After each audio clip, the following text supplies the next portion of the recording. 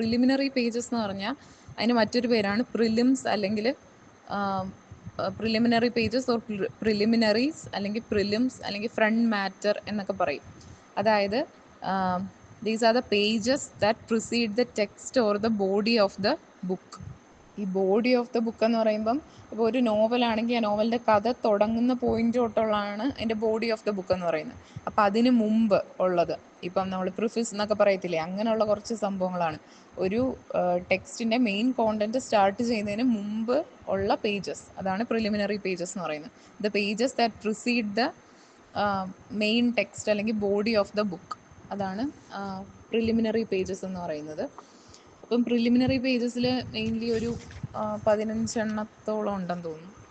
അപ്പോൾ ഫസ്റ്റ് വണ്ണാണ് series page. Series page എന്ന് പറഞ്ഞാൽ ഇപ്പം ചില ബുക്സ് ഒരു സീരീസ് ആയിട്ട് ഇറങ്ങുന്ന ബുക്കില്ലേ, ഇപ്പം ഹാരി പോട്ടർ സീരീസ്, അതൊക്കെ ഒരു സീരീസ് ആയിട്ട് ഇറങ്ങുന്ന ബുക്കുകളാണ്. അപ്പോൾ അങ്ങനെ സീരീസ് ആയിട്ട് ഇറങ്ങിയ ബുക്കുകളുണ്ടെങ്കിൽ അതിനകത്ത് ഈ സീരീസ് പേജ് എന്ന് പറയുന്ന പേജിൽ എന്താണ് ലിസ്റ്റ് ഓഫ് ആ ബുക്കിൻ്റെ എത്രാമത്തെ സീരീസ് ആണിത് എന്നൊക്കെ ആ ലിസ്റ്റ് ഓഫ് സീരീസ് എഴുതുന്നതാണ് സീരീസ് പേജ് എന്ന് പറയുന്നത്. ഇനിയിപ്പോൾ ഒരു ബുക്കിന് സീരീസ് ഇല്ല എന്ന് വിചാരിച്ചോ, ഇൻഡിവിജ്വൽ ഒരു നോവലായിട്ടോ അങ്ങനെ കാണുവാണ് എഴുതുന്നതെങ്കിൽ ഈ സീരീസ് പേജിൽ ആ ഓതറിൻ്റെ തന്നെ ബാക്കി ബുക്സ് മുമ്പ് അയാൾ എഴുതിയിട്ട് പബ്ലിഷ് ചെയ്ത ബുക്കുകളുടെ ലിസ്റ്റ് അതായിരിക്കും ഈ സീരീസ് പേജിലുള്ളത്. അപ്പോൾ സീരീസ് പേജ് എന്ന് പറയുമ്പം list of series of books ആണ് റിട്ടൺ ബൈ ദ ഓതർ, അല്ലെങ്കിൽ list of series of book in the same list of books in the same series, ഇതേ സീരീസിലുള്ള ബാക്കി ബുക്കിൻ്റെ ലിസ്റ്റ്, അല്ലെങ്കിൽ list of books by the same author, അതാണ് series പേജിൽ വരുന്നത്. രണ്ടാമത്തത് ഹാഫ് ടൈറ്റിൽ. ഹാഫ് ടൈറ്റിൽ എന്ന് പറഞ്ഞാൽ പേരിൽ നിന്ന് മനസ്സിലാക്കാം. ഹാഫ് ടൈറ്റിൽ എന്ന് പറഞ്ഞാൽ ഒരു ബുക്കിൻ്റെ ടൈറ്റിൽ മാത്രമുള്ള പേജാണ്. അതിനകത്ത് it contains only the title. ആ ബുക്കിൻ്റെ ടൈറ്റിൽ മാത്രമേ ഉള്ളൂ. മോസ്റ്റ് ഓഫൺ എന്താണ് ഈ ഓതറിൻ്റെ പേര് പോലും, ഓതറിൻ്റെ പേര് പബ്ലിഷറിൻ്റെ ഡീറ്റെയിൽസ് ഒന്നും വെക്കാറില്ല, ടൈറ്റിൽ മാത്രം വെക്കുന്ന പേജാണ്. പക്ഷേ ഇതിൻ്റെ ഗൂഗിളിലൊക്കെ ഞാൻ ഫോട്ടോ നോക്കിയപ്പം അടിയിൽ ചിലയിലൊക്കെ ഓതറിൻ്റെ പേര് വെച്ചിട്ടുണ്ട്. പക്ഷേ ഈ ബുക്ക് തുറന്നിട്ട് ആദ്യത്തെയൊക്കെ പേജ് കഴിഞ്ഞിട്ട് ഒരു പേജ് കാണും ബുക്കിൻ്റെ ടൈറ്റിൽ മാത്രമുള്ള പേജ്, അതാണ് ഹാഫ് ടൈറ്റിൽ എന്ന് പറയുന്നത്. അത് സെക്കൻഡ് വൺ. ഇനി തേർഡ് പ്രിലിമിനറി പേജ് എന്ന് പറയുന്നത് ഫ്രണ്ട് സ്പീസ് എന്ന് പറയും. ഫ്രണ്ട് സ്പീസ് എന്ന് പറഞ്ഞാൽ ലെഫ്റ്റ് സൈഡിലായിരിക്കും വരുന്നത്, ഒരു ബുക്കിൻ്റെ ലെഫ്റ്റ് സൈഡിലെ പേജിലായിരിക്കും വരുന്നത്. അതിൻ്റെ റൈറ്റ് സൈഡിൽ ടൈറ്റിൽ പേജ് ആയിരിക്കും. ഈ ഫ്രണ്ട് സ്പേസ് എന്ന് പറഞ്ഞാൽ ലെഫ്റ്റ് സൈഡിൽ, പിന്നെ ഒരു പ്രത്യേകത, ഈ ലെഫ്റ്റ് സൈഡിലുള്ള പേജിനെയാണ് നമ്മൾ വേഴ്സോ പേജ് എന്നാണ് പറയുന്നത്, VERSO. അത് 1 മാർക്കിനൊക്കെ ചോദിക്കാം. ഒരു ബുക്കിൻ്റെ ലെഫ്റ്റ് സൈഡിലുള്ള പേജിനെ വേഴ്സോ പേജ് എന്ന് പറയും, റൈറ്റ് ഹാൻഡ് സൈഡിലെ പേജിനെ റെക്റ്റോ പേജ്, RECTO എന്ന് പറയും. അപ്പം ഈ ഫ്രണ്ട് സ്പേസ് എന്ന് പറഞ്ഞാൽ ഇപ്പോൾ ഒരു ചില ബുക്കൊക്കെ തുറക്കുമ്പം അതിനകത്ത് മാപ്പിൻ്റെയൊക്കെ പടം കാണത്തില്ലേ ലെഫ്റ്റ് സൈഡിൽ, അതാണ് ഫ്രണ്ട് സ്പേസ് എന്ന് പറയുന്നത്. ആ ബുക്കിലെ കഥയുമായിട്ടോ അതിനകത്ത് എന്തെങ്കിലും ഒരു സീനോ അങ്ങനെ എന്തെങ്കിലുമൊക്കെ അതിനെ പറ്റിയുള്ളൊരു പടം, ഇമേജ്, അതാണ് ഫ്രണ്ട് സ്പേസ് എന്ന് പറയുന്നത്. പേര് ഇച്ചിരി ഇതായിട്ടുള്ളതാണെന്നേ ഉള്ളൂ. It is an image, illustration അല്ലെങ്കിൽ portrait about something that is related to the content of the book, അല്ലെങ്കിൽ ആ ബുക്കിനകത്തുള്ള ഏതെങ്കിലും സീൻസുമായി ബന്ധപ്പെട്ട കാര്യമായിരിക്കാം. പിന്നെ മാപ്സോ അങ്ങനെ, ഇപ്പം ഈ ഹിസ്റ്റോറിക്കൽ ഡീറ്റെയിൽസ് അങ്ങനെയൊക്കെ ഉള്ളതാണെങ്കിൽ ചിലപ്പോൾ ആദ്യം മാപ്പൊക്കെ കൊടുക്കും. അപ്പം അങ്ങനെയുള്ളത്. പിന്നെ ഇതൊന്നും അല്ലെങ്കിൽ ചിലപ്പം ഓതറിൻ്റെ, എഴുതിയ ആളുടെ പോർട്രേറ്റ് ആയിരിക്കാം, എഴുതിയ ആളുടെ ഫോട്ടോ ആയിരിക്കാം. അതാണ് ഫ്രണ്ട് സ്പേസ് എന്ന് പറയുന്നത്. ഇമേജ് അല്ലെങ്കിൽ ഇല്ലസ്ട്രേഷൻ അങ്ങനെയുള്ള സംഭവങ്ങൾ വരുന്നതാണ് ഫ്രണ്ട് സ്പേസ്. അപ്പോൾ ലെഫ്റ്റ് സൈഡിലായിരിക്കും വരുന്നത്. ഈ ഫ്രണ്ട് സ്പേസിൻ്റെ റൈറ്റ് സൈഡിൽ വരുന്നതാണ് ടൈറ്റിൽ പേജ്, അതാണ് നാലാമത്തത്. അപ്പം ടൈറ്റിൽ പേജ് എന്ന് പറഞ്ഞാൽ നേരത്തെ നമ്മൾ പറഞ്ഞു ഹാഫ് ടൈറ്റിൽ എന്ന് പറഞ്ഞാൽ ടൈറ്റിൽ മാത്രമുള്ള. ടൈറ്റിൽ പേജ് എന്ന് പറഞ്ഞാൽ ഒരു ബുക്കിൻ്റെ ടൈറ്റിലും സബ് ടൈറ്റിലും പിന്നെ അതിൻ്റെ ഓതറിൻ്റെ നെയിമും പബ്ലിക്കേഷൻ ഹൗസിൻ്റെ ഡീറ്റെയിൽസും, ഇത്രയാണ് ടൈറ്റിൽ പേജിൽ വരുന്നത്. അത് ഈ ഫ്രണ്ട് സ്പേസിൻ്റെ റൈറ്റ് സൈഡിലായിരിക്കും, റെക്റ്റോ പേജാണ്, റൈറ്റ് ഹാൻഡ് സൈഡിലാണ്. അപ്പോൾ അതിനകത്ത് ടൈറ്റിൽ, സബ് ടൈറ്റിൽ, പിന്നെ ഓതറിൻ്റെ നെയിം, പിന്നെ നമ്പർ ഓഫ് എഡിഷൻ, ചില ബുക്കൊക്കെ എത്രാമത്തെ എഡിഷനാണ് എന്നൊക്കെ കാണും, ഒരുപാട് എഡിഷൻ ഉണ്ടെങ്കിൽ. പിന്നെ പബ്ലിഷറിൻ്റെ നെയിം, ലോഗോ, ഇതൊക്കെ ആയിരിക്കും ടൈറ്റിൽ പേജിൽ വരുന്നത്. അടുത്ത അഞ്ചാമത്തെയാണ് കോപ്പി റൈറ്റ് പേജ്. ഈ കോപ്പി റൈറ്റ് പേജ് സാധാരണ ഈ ടൈറ്റിൽ പേജിൻ്റെ ലെഫ്റ്റിലാണെന്നാണ് എന്താണ് അങ്ങനെയാണ് നിയമം. പക്ഷേ ടൈറ്റിൽ പേജിൻ്റെ ലെഫ്റ്റിൽ ഓൾറെഡി ഈ ഫ്രണ്ട് സ്പേസ് ഉള്ള ചില ബുക്കിന് ഇപ്പോൾ ഫ്രണ്ട് സ്പേസ് വേണം എന്നില്ല, ഈ ഇമേജ് ഇല്ലസ്ട്രേഷൻ വേണം എന്നില്ല. അങ്ങനെ ഇല്ലാത്ത ബുക്കുകളിലാണെങ്കിൽ ടൈറ്റിൽ പേജിൻ്റെ ലെഫ്റ്റിൽ കോപ്പിറൈറ്റ് പേജ് ആയിരിക്കും. ഈ ഫ്രണ്ട് സ്പേസും കൂടെ ഉണ്ടെങ്കിൽ ആ ബുക്കിന് ഫ്രണ്ട് സ്പേസ് കഴിഞ്ഞ് ടൈറ്റിൽ പേജ് കഴിഞ്ഞായിരിക്കും കോപ്പിറൈറ്റ് പേജ് വെക്കുന്നത്. കോപ്പിറൈറ്റ് പേജിൻ്റെ വേറെ പേരാണ് ഇംപ്രിൻറ്റ് പേജ് എന്നും പറയും. അപ്പം കോപ്പിറൈറ്റ് പേജ് എന്ന് പറഞ്ഞാൽ നെയിമിൽ തന്നെയുണ്ട്. ബുക്കിൻ്റെ കോപ്പിറൈറ്റിനെ പറ്റിയാണ്. General notice on the copyright of the book. ഈ ബുക്കിൻ്റെ എന്ന് പറഞ്ഞാൽ കോപ്പിറൈറ്റ് ഈ ബുക്കിനുണ്ടല്ലോ. ഒരു ബുക്ക് നമ്മൾ പബ്ലിഷ് ചെയ്യുമ്പോൾ നമുക്ക് കോപ്പിറൈറ്റ് കിട്ടും. അതിൻ്റെ ഓണർ എഴുതിയ ആളായിരിക്കും കോപ്പിറൈറ്റ് ഓണർ. അപ്പോൾ അതിനെ പറ്റിയുള്ളൊരു കോപ്പിറൈറ്റിൻ്റെ ഒരു ജനറൽ നോട്ടീസ് കാണും. പിന്നെ പബ്ലിഷറിൻ്റെ name, address, full name, address, publication details, പിന്നെ എഡിറ്ററിൻ്റെ പ്രിൻ്ററിൻ്റെ പ്രിൻറ്റിങ് പ്രസ്സിലെ പ്രിൻ്ററിൻ്റെ നെയിമും അഡ്രസ്സും, പിന്നെ പ്രിൻറ്റേഴ്സ് നെയിം, അഡ്രസ്സ്, പിന്നെ എഡിറ്റേഴ്സൊക്കെ ഉണ്ടെങ്കിൽ കോപ്പി എഡിറ്റർ, ഡിസൈനർ അങ്ങനെയുള്ളവരുടെ നെയിമും. ഇത്രയും അതെത്രയാണ് ഈ ആൾക്കാരുടെ പേരിൻ്റെ കൂട്ടത്തിൽ വരുന്നത്. അപ്പോൾ പബ്ലിഷറിൻ്റെ നെയിമും അഡ്രസ്സും പബ്ലിക്കേഷൻ ഡേറ്റ് വരും. പിന്നെ അത് കഴിഞ്ഞാൽ പ്രിൻ്ററിൻ്റെ പ്രിൻ്റ് ചെയ്ത ആ ഒരു പ്രിൻറ്റിങ് പ്രസ്സിൻ്റെ നെയിമും അഡ്രസ്സും, പിന്നെ എഡിറ്റേഴ്സിൻ്റെയും ഡിസൈനർ അങ്ങനെയുള്ളവരുടെയൊക്കെ നെയിം. പിന്നെ അത് കഴിഞ്ഞിട്ട് വരുന്നതാണ് ISBN നമ്പർ.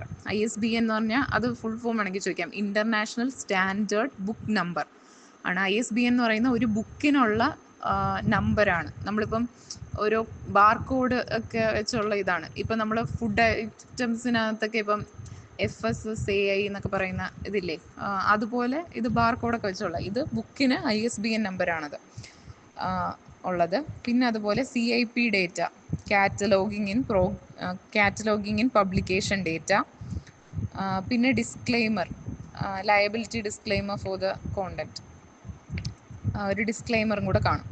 അപ്പം ഇത്രയാണ് ഇംപ്രിൻറ്റ് പേജ് അല്ലെങ്കിൽ കോപ്പിറൈറ്റ് പേജിൽ വരുന്ന കാര്യങ്ങൾ.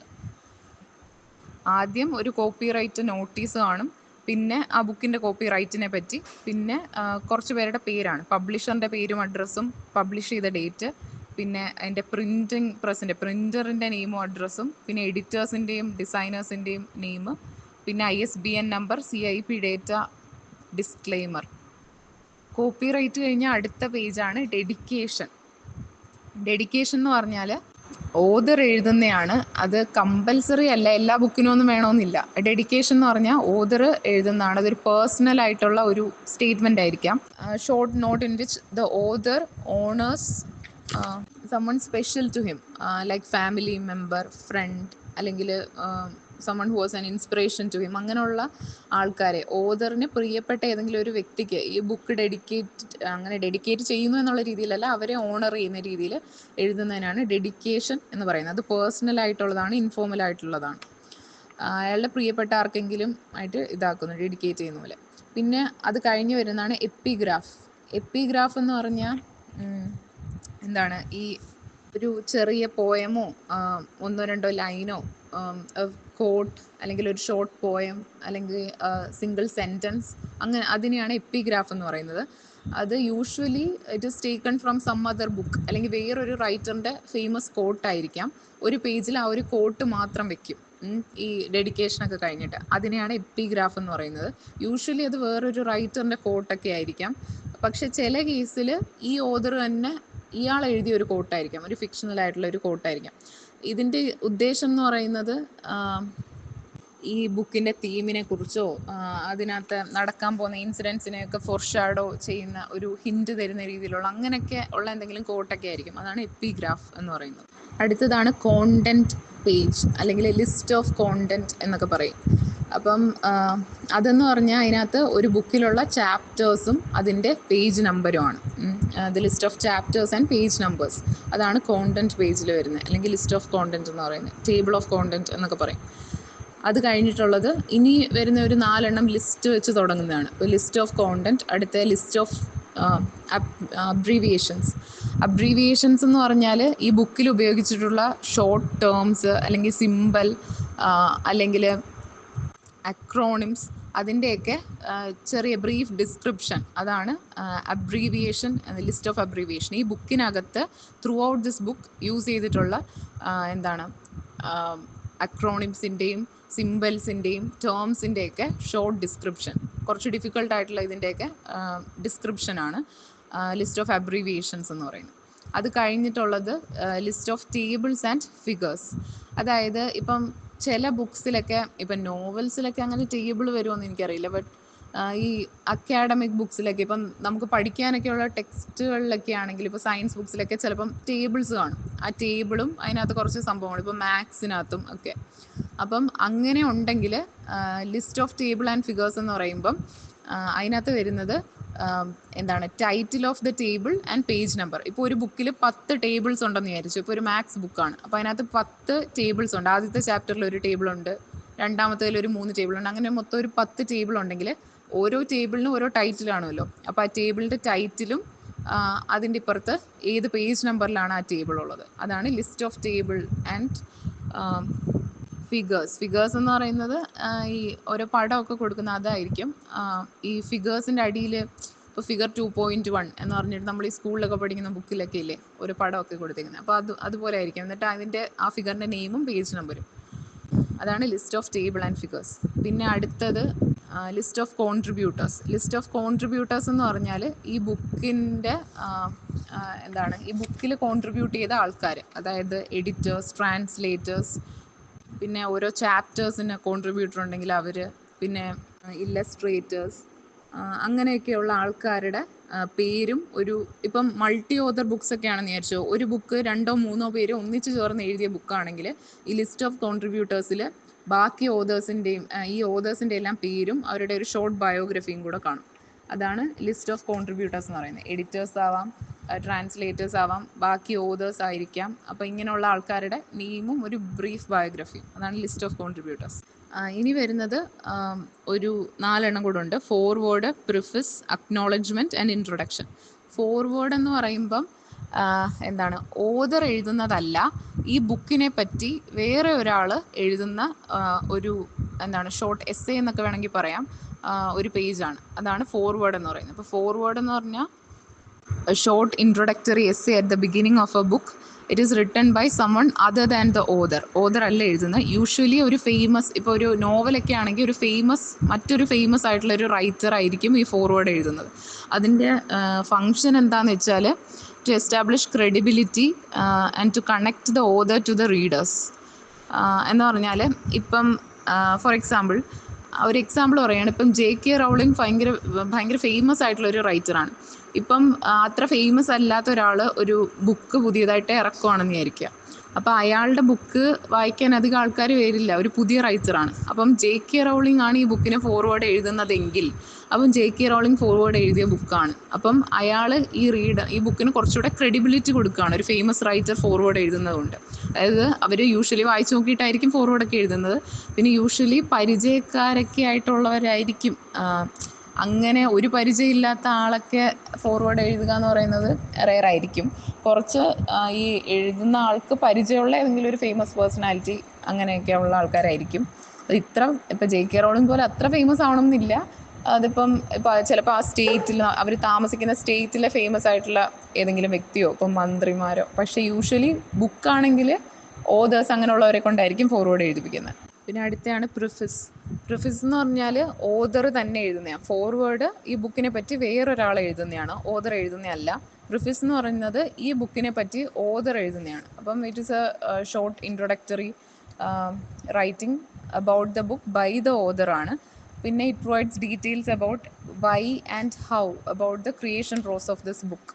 അതായത് ഈ ബുക്ക് എങ്ങനെയാണ്, ഇങ്ങനെ ഒരു ബുക്ക് ക്രിയേറ്റ് ചെയ്തത്, അല്ലെങ്കിൽ വൈ, ഹൗ, ഇങ്ങനെ ക്വസ്റ്റ്യൻസിന് ആൻസേഴ്സ് ആയിരിക്കാം. അതായത് ഇപ്പം ചില ബുക്കൊക്കെ ഒരാൾ എഴുതുന്നത് ചിലപ്പോൾ റിയൽ ലൈഫ് എക്സ്പീരിയൻസോ ചില ഇൻസിഡൻസിനെയൊക്കെ ബേസ് ചെയ്തായിരിക്കും. അപ്പോൾ അതിനെപ്പറ്റി ഓതർ എഴുതുന്ന ജസ്റ്റ് ഒരു ഇൻട്രൊഡക്ടറി ഇതാണ് പ്രിഫിസ് എന്ന് പറയുന്നത്. ഓതർ സ്വന്തമായിട്ട് ആ ബുക്കിനെ പറ്റി എഴുതുന്നത്. ഒരു പക്ഷേ ഈ ബുക്കിൻ്റെ ബാക്ക്ഗ്രൗണ്ട് സ്റ്റോറി, അല്ലെങ്കിൽ അയാൾക്ക് ഏത് റിയൽ ലൈഫ് ആയിട്ടുള്ള ഏതെങ്കിലും ഒരു ഈവൻറ്റിനെ ബേസ് ചെയ്താണോ ഞാനിത് എഴുതുന്നത്, പിന്നെ അതിന് ഏതെങ്കിലും ബാക്ക്ഗ്രൗണ്ട് സ്റ്റോറി. അപ്പോൾ അങ്ങനെയൊക്കെയുള്ള കാര്യങ്ങളാണ് പ്രിഫിസിൽ വരുന്നത്. പിന്നെ അക്നോളജ്മെൻറ്റ് എന്ന് പറഞ്ഞാൽ ഈ നേരത്തെ തന്നെ നമ്മളിപ്പോൾ ലിസ്റ്റ് ഓഫ് കോൺട്രിബ്യൂട്ടേഴ്സ് അങ്ങനെയൊക്കെ പറഞ്ഞ് തന്നെ ഓൾറെഡി അക്നോളജ് ചെയ്തു. അതൊക്കെ കഴിഞ്ഞ് ഇനിയും ആൾക്കാരെ അക്നോളജ് ചെയ്യാനുണ്ടെങ്കിൽ അതിനകത്താണ് ഈ അക്നോളജ്മെൻറ്റ്. യൂഷ്വലി ഇപ്പം ഈ ഓതറിനെ ഈ ഒരു പബ്ലിഷിങ് എഴുതുന്ന തൊട്ട് പബ്ലിഷ് ചെയ്യുന്ന വരെയുള്ള പ്രോസസ്സിൽ സഹായിച്ച ആൾക്കാരെ ഓതർ അക്നോളജ് ചെയ്യുന്നു. Every one involve in the books creation. എന്താണ് ഈ ഒരു പ്രോസസ്സിൽ അയാളെ സഹായിച്ച ആൾക്കാരെയെല്ലാം അക്നോളജ് ചെയ്യുന്നു. അതാണ് അക്നോളജ്മെൻറ്റ് എന്ന് പറയുന്നത്. പിന്നെ ഫൈനൽ ഇതാണ് ഇൻട്രൊഡക്ഷൻ. ഇൻട്രൊഡക്ഷൻ എന്ന് പറയുമ്പം it sets A tone and tell the readers what they will gain from the book.